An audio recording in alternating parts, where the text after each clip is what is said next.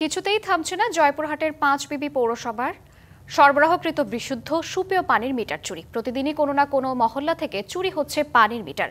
১.৫ মাসে এই পৌরসভার বিভিন্ন মহল্লার বাসাবাড়ি থেকে প্রায় ৪০০ পানির মিটার চুরি হয়েছে।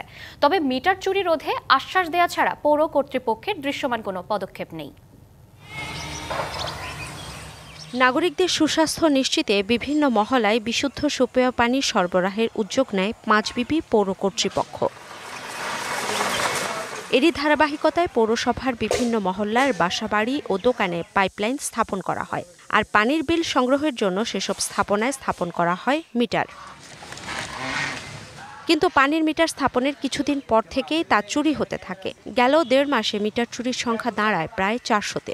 এ বিষয়ে পৌরসভায় অভিযোগ করেও কোনো প্রতিকার পাননি ভুক্তভোগীরা। ৪ গুণ শক্তিশালী এনজাইম ও অধিক ফেনা সমৃদ্ধ অরিক সিলভার ওয়াশ মাত্র ৭০ টাকায়। প্রায় রাতে শুনতেছি উমুকের নিয়ে গেছে, তো আমারটাও নিয়ে গেছে। আমি প্রায় ৩ মাস হয়ে যাচ্ছে আমার মিটার চুরি হয়ে গেছে। চোরের ভয়ে আমরা এই এখন মিটার বাড়ির ভিতর লাগানো হচ্ছে। এটা যদি প্রতিকার যদি না পাই বারবার এরকম চুরি হবে। এ অবস্থায় পৌর কর্তৃপক্ষ দিচ্ছে কেবল দায়সারা আশ্বাস।